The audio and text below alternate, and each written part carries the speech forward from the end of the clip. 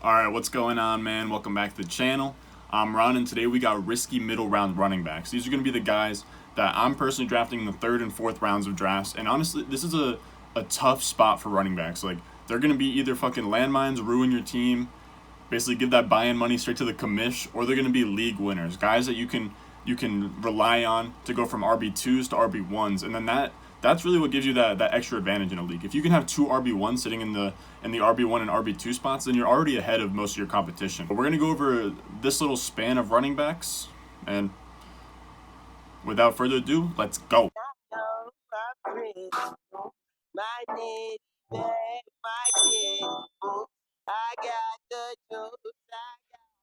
Alright, first up we have Jonathon Taylor. He's going off the board at the 405 as the RB21 in FFPC high stakes leagues. These guys aren't fucking around. They're not tossing their buy-in money to the commish. These guys are paying $250 to $350 to get into these high stakes leagues because I only check the ones that have the high buy-in. So these guys have skin in the game. These guys aren't just auto drafting. These guys are picking all the way into the very end. So this ADP holds a lot of weight to it. Now, Jonathon Taylor, he's going off the board at the RB21. I like him even higher than that, maybe towards RB15 at the middle part of that third round. Now, when you look at Jonathon Taylor's prospect profile as a rookie, the guy's a fucking beauty, man. He was drafted the 209 for good reason, and he's a bust-proof prospect. He checks all the boxes. He has size. He's rocked up at 5'10", 226 pounds. He ran a 4.39 40-yard dash with 99th percentile size-adjusted speed, and he has a 93rd percentile college dominator with over 6,000 rushing yards in 3 seasons at Wisconsin. The guy in only 3 seasons at Wisconsin is among, I think he's in maybe the top 10 for all-time rushing yards. Jonathon Taylor, he's low-key like an all-time great in college football just because of his career rushing yards. Had he gone for that 4th season, went over 2,000 again, I think he probably would be the all-time leading rusher in college. So he's somebody who's super legit with the talent. He can run fast, and he can catch too. He had a 76th percentile college target share, and he's best comparable to Zeke. So he can catch, he can run, he's super athletic.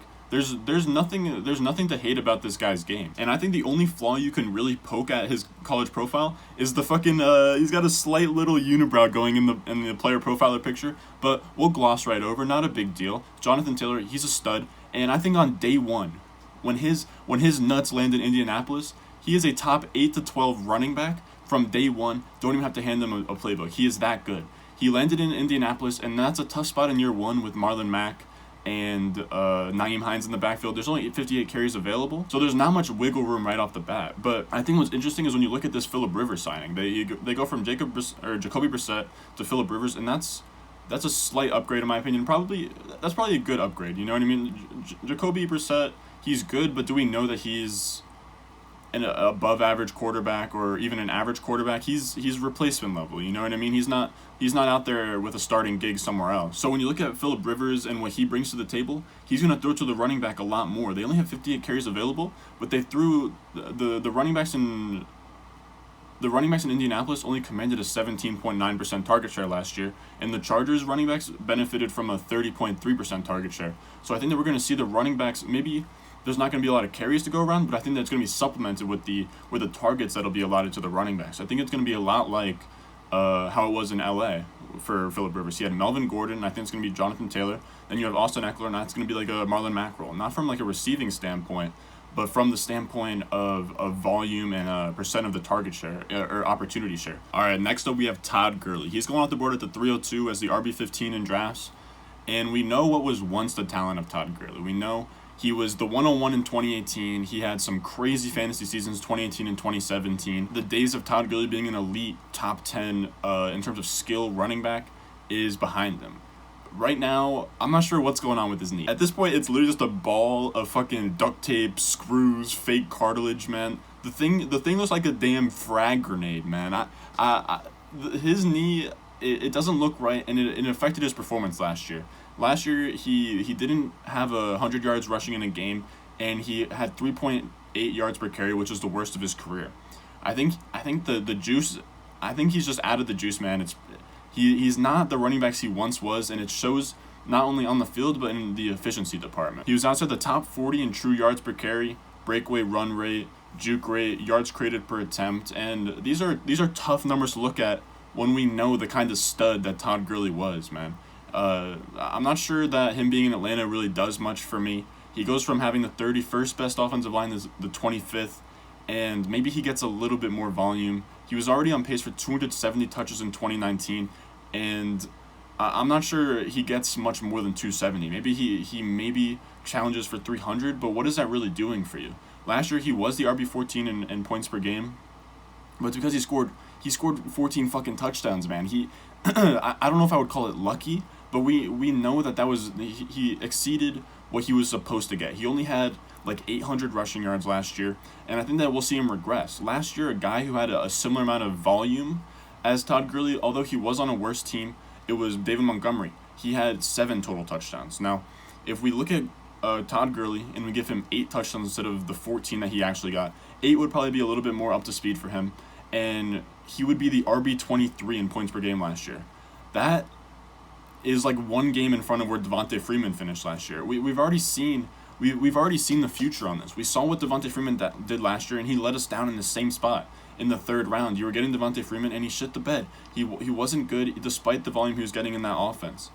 Now, if Todd Gurley, like I said, if Todd Gurley gets 8 touchdowns, he finishes as the RB23, and I'm not going to say he's going to finish as the RB23. I think he finishes somewhere between RB23 and RB14, but I'm going to say more towards RB23.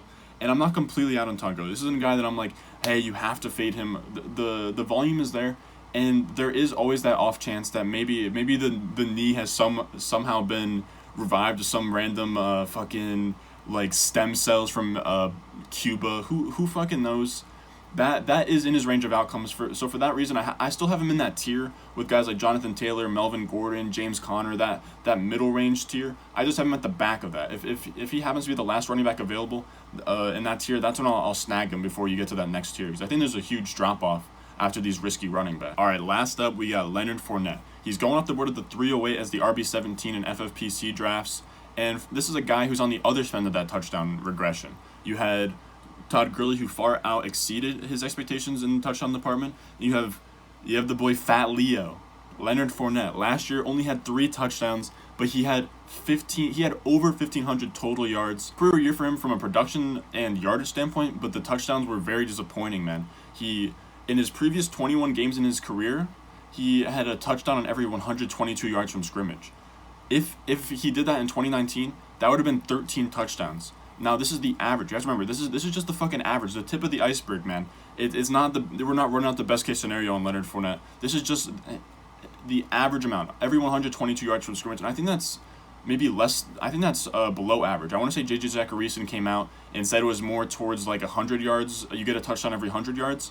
So if Fournette gets 13 touchdowns, which is the average amount of what he should have given the yardage total he had last year, he would have gone from the RB11 all the way to the fucking RB4, man. He would have been in the conversation with guys like Dalvin Cook and Alvin Kamara and Ezekiel Elliott and that tier of running backs after Christian McCaffrey and Saquon Barkley. I think he'd be going around, or he wouldn't be in that exact tier this year in redraft because of all these like trade rumors and the offseason stuff.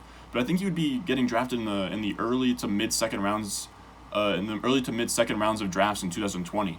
I feel like when you get him in the 3rd, you can get him. I don't mind him. Dude, if you get McCaffrey and then you come back around in the 212 and 301 and you end up with like McCaffrey, Fournette, and maybe a wide receiver like DJ Moore, I love that start, man. Now Fournette, he wasn't great in the efficiency department. He actually was pretty bad, but I don't think it was so much on his talent. I think it was sort of the things around him. He was outside the top 25 in yards created per touch, and he did poorly in production premium and fantasy points per opportunity, but he also had the 4th most defenders in the box and the 5th most stacked box rate. So every time he was lining up to get the ball handed off to him, there was already 7 or 8 guys in the box waiting for him.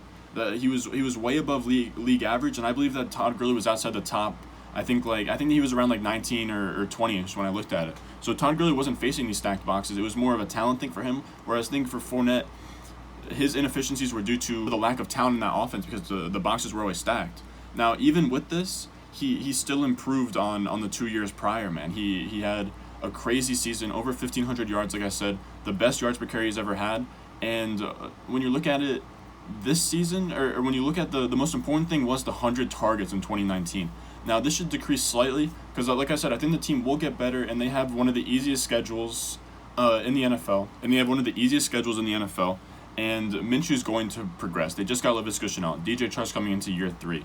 Now, I think that Fournette, he might not have 100 targets. That's a little crazy. I think that he'll have around like 65 to 70, and I think that's just fine. And I don't want to hear about I don't want to hear any of the Twitter trolls, the YouTube comments talking about, oh, but Chris Thompson, this is going to be an RBBC.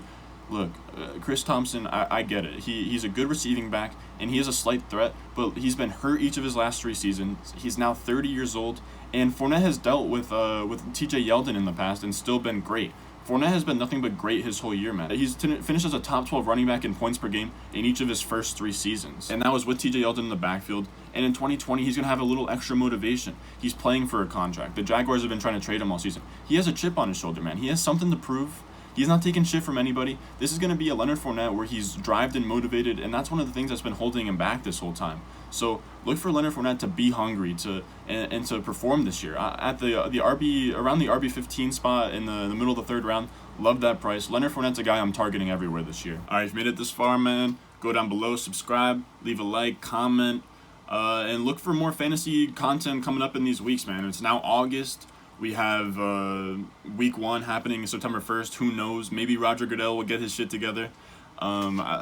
We don't know, but if there's going to be a season, I can't wait for it. We're going to get content up from now up until week 1. And they're going to have betting picks up in 2 weeks for that UFC 252 card, DC versus Stipe. That's going to be a super fun card to break down. You can get my full betting picks at @RonStewart_ on Twitter. And as always, I'll see you in the next one.